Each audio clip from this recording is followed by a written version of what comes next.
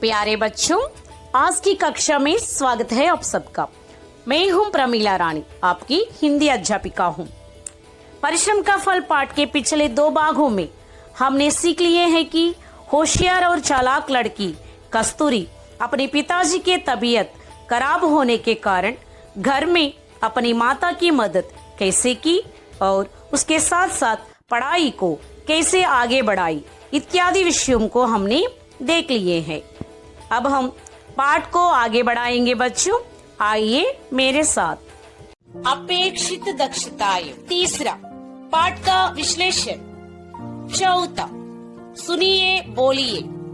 पांचवा पढ़िए। छठवा लिखिए। सातवां भाषांश। आठवां सृजनात्मकता। नवा परियोजना कार्य। 10वां व्याकरणांश।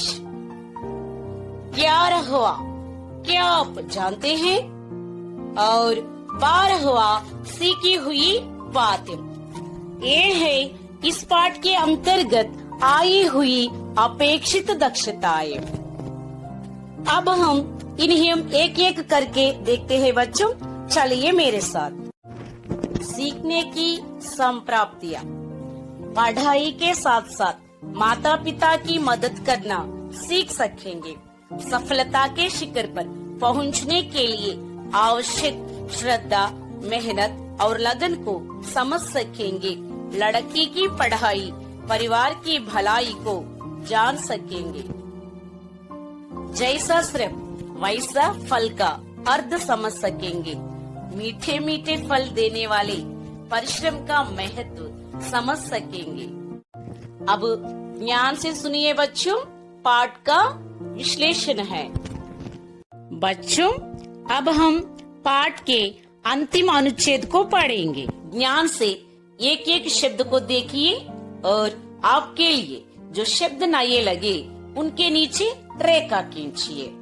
ध्यान से सुनिए बच्चों, मैं पाठ को पढ़ रही हूँ।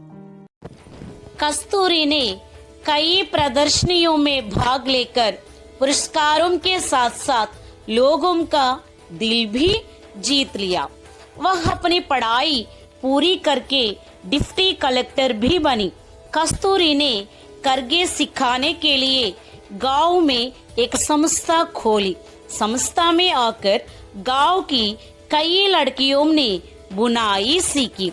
उसने अपने गांव में करगे का शिक्षण संस्था की स्थापना की। इस प्रकार कस्तूरी अपने गांव की ही नहीं बल्कि देश भर में कई युवाओं के लिए प्रेरणा का स्रोत बन गई।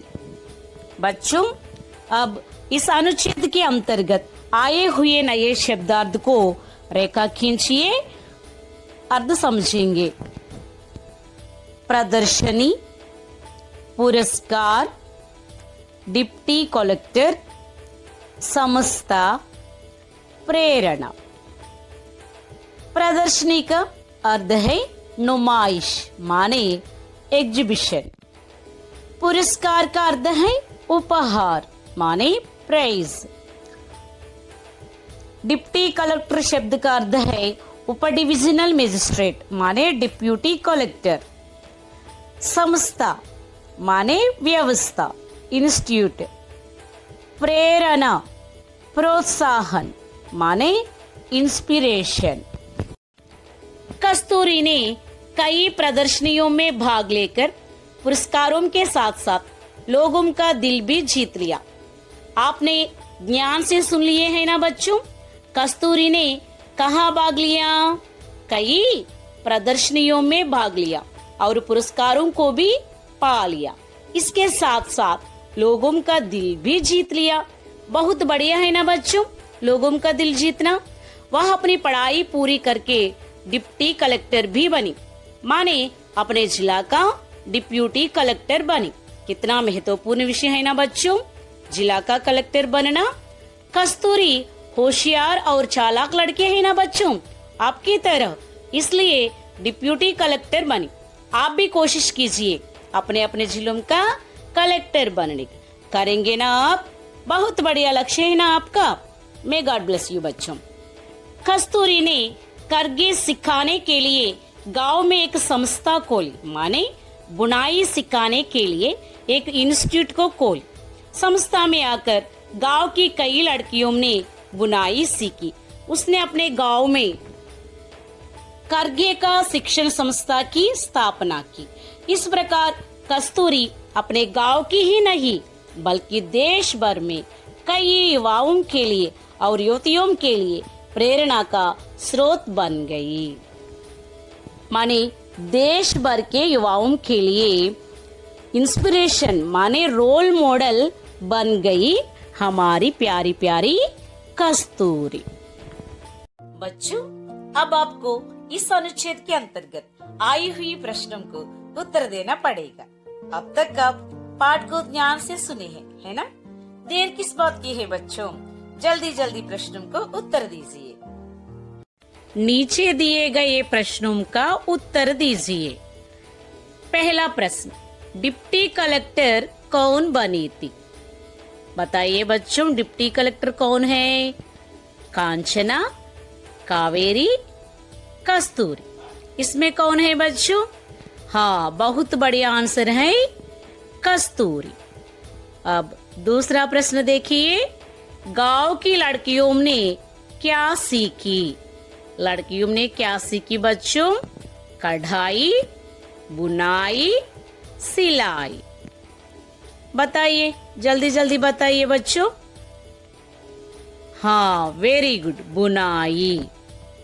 बच्चों पढ़िए। गद्यांश पढ़कर दिए गए प्रश्नों के उत्तर एक वाक्य में लिखिए। शकुंतला देवी का जन्म 4 नवंबर 1929 को हुआ, जिन्हें मानव कंप्यूटर के रूप में जाना जाता है। बचपन से ही उनमें अद्भुत प्रतिभा थी। वह आगे चलकर गणितज्ञ बनी। उनकी प्रतिभा को देखते हुए उनका नाम सन 1982 में Guinness book of world record में भी शामिल किया गया। इनका निधन 83 वर्ष की आयु में 21 अप्रैल 2013 को बेंगलुरु में हुआ। बच्चों, अब नीचे दिए गए प्रश्नों के उत्तर एक वाक्य में लिखिए। पहला प्रश्न देखिए बच्चों, शकुंतला देवी का जन्म कब हुआ? कब हुआ? गद्यांश देखकर बताइए। हाँ, वेरी गुड, 4 नवंबर 1929 को हुआ। दूसरा प्रश्न देखिए बच्चों, बचपन से ही अद्भुत प्रतिभा की धनी कौन थी? कौन थी बच्चों? हाँ, बहुत बढ़िया आंसर है शकुंतला देवी। तीसरा प्रश्न देखिए, शकुंतला देवी को किस रूप में जाना जाता है? किस रूप में बच्चों? हाँ, बहुत बढ़िया, बहुत बढ़िया, मानव कंप्यूटर के रूप में जाना जाता है। चौथा प्रश्न देखिए, इनका नाम किसमें शामिल किया गया? किसमें शामिल किया गया बच्चों? हाँ, very good, Guinness book of world record में। और अंतिम प्रश्न देखिए, कितने वर्ष की आयु में शकुंतला देवी जी का निधन हुआ? कितने वर्ष की आयु में बच्चों? हाँ, वेरी गुड, 83 वर्ष की आयु में 21 अप्रैल 2013 को हुआ था। अब लिखिए बच्चों, नीचे दिए गए प्रश्नों का सही उत्तर दीजिए। पहला प्रश्न देखिए बच्चों, कस्तूरी ने क्या बनी थी? कस्तूरी ने क्या बनी थी बच्चों? अपनी पढ़ाई पूरी करने के बाद डॉक्टर, वकील, डिप्टी कलेक्टर। क्या बनी थी बच्चों? हाँ, बहुत बढ़िया आंसर है डिप्टी कलेक्टर। अब दूसरा प्रश्न देखिए, कस्तूरी ने अपने गांव में किस संस्था की स्थापना की? अपने गांव में किस संस्था की स्थापना की बच्चों कस्तूरी ने? खरगे का शिक्षण संस्था, रक्षण संस्था, विद्या संस्था। बताइए बच्चों, कस्तूरी ने किस संस्था की स्थापना की अपने गांव में? हाँ, बहुत बड़े आंसर है, खरगे का शिक्षण संस्था। बच्चों, अब हम इस पाठ्यांश के अंतर्गत आए हुए भाषांश को देखेंगे। चलिए मेरे साथ। बच्चों, भाषांश के अंतर्गत अब हम 70 से 80 तक अंकों को सीखेंगे। ध्यान से देखकर बताइए बच्चों। यह एक गुड़हल का फूल है। इसकी 5 पंखुड़ियां हैं। इन्हें गिनिए बच्चों, कितने फूल है? वेरी गुड, 14 फूल है। 14 फूलों के लिए कितने पंखुड़ियां हैं? हाँ, वेरी गुड, 70। 70 को हिंदी में क्या कहते हैं बच्चों? 70। अब 14 फूलों के साथ एक पंखुड़ी को मिलाने से कितना बन जाएगा? Very good, 71। 14 फूलों के साथ 2 पंखुड़ियों को मिलाने से वेरी गुड 72। 3 पंखुड़ियों को मिलाने से 73। 4 पंखुड़ियों को मिलाने से 74। अब 15 फूलों में कितने पंखुड़ियां हैं? हाँ, वेरी गुड, 75। 15 फूलों के साथ एक पंखुड़ी को मिलाने से 76।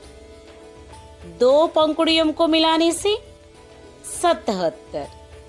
3 पंखुड़ियों को मिलाने से 78। 4 पंखुड़ियों को मिलाने से 79। अब बताइए बच्चों, 16 फूलों में कितने पंखुड़ियां हैं? हाँ, वेरी गुड, 80। बच्चों, अब हम इस अनुच्छेद के अंतर्गत सृजनात्मकता को देखेंगे। स्त्री शिक्षा को लेकर डॉक्टर अंबेडकर जी के स्पष्ट मत को जान लीजिए। स्त्री शिक्षा के संवाहक डॉक्टर भीमराव अंबेडकर जी का कथन है कि शिक्षा शेरनी का दूध है। वे जानते थे कि बिना शिक्षित हुए वे ना स्वयं आगे बढ़ सकते हैं और ना अपने समाज को आगे बढ़ा सकते हैं। किसी भी समाज की उन्नति का अनुमान उन वर्ग की महिलाओं की उन्नति को देखकर ही हो सकता है। शिक्षा, स्वच्छता, महत्वाकांक्षा, आत्मविश्वास, सीमित परिवार, पुरुष के साथ कंधे से कंधा मिलाकर चलना और बराबरी का अधिकार मांगना नारी के विशेष कर्तव्य हैं।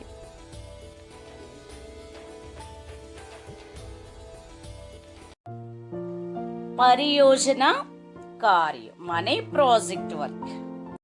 प्यारे बच्चों, बेटी बचाओ बेटी पढ़ाओ अभियान के बारे में एक छोटा सा निबंध लिखकर अपनी कक्षा में प्रदर्शित कीजिए।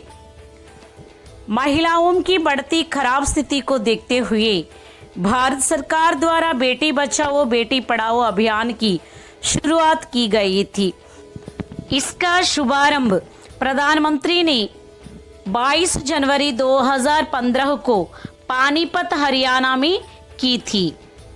जीवन का आधार है बेटी, संसार की मूरत है बेटी, बेटियां तो है ईश्वर का उपहार, मत छीनो इनके जीवन का अधिकार। बेटी एक वरदान है, बेटी ही देश की शान है। बच्चों, अब हम इस अनुच्छेद के अंतर्गत आई हुई व्याकरणांश को देखते हैं। पुल्लिंग और स्त्रीलिंग। बेटा माने बॉय, पुल्लिंग शब्द है। बेटी माने गर्ल, स्त्रीलिंग शब्द है। बेटा बेटी। पिता माने फादर, पुल्लिंग शब्द है। माता माने मदर, स्त्रीलिंग शब्द है। अध्यापक पुल्लिंग शब्द है। अध्यापिका स्त्रीलिंग शब्द है। अध्यापक, अध्यापिका।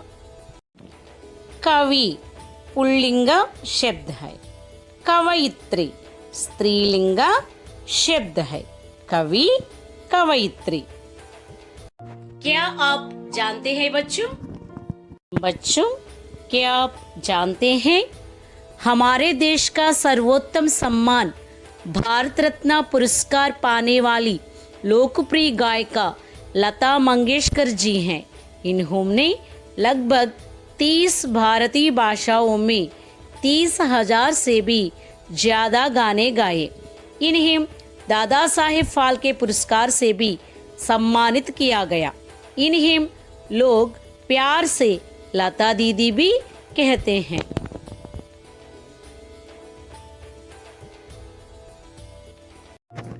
सीखी गई संप्राप्तियां।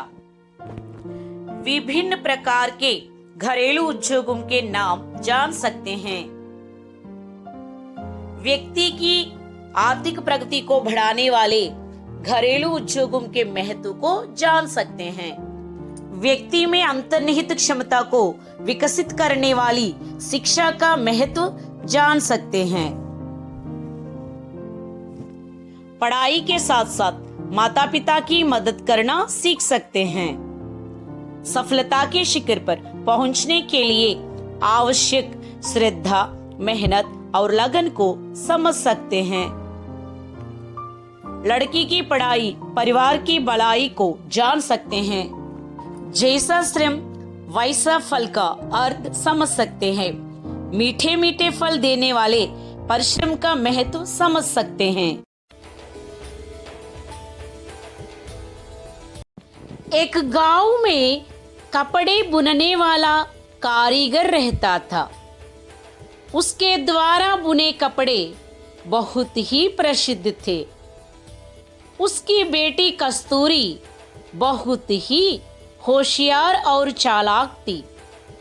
पिता की कला से आकर्षित होकर वह भी साड़ी बुनना सीखने लगी। पिता बीमार पड़ने के कारण परिवार का भार कस्तूरी और उसकी मां पर पड़ा। कस्तूरी पढ़ाई के साथ साथ कपड़े बुनने में माता की मदद करने लगी। वह अपनी पढ़ाई पूरी करके डिप्टी कलेक्टर बनी। अपने गांव में करघे का शिक्षण संस्था की स्थापना करके वह युवाओं के लिए प्रेरणा का स्रोत बन गई।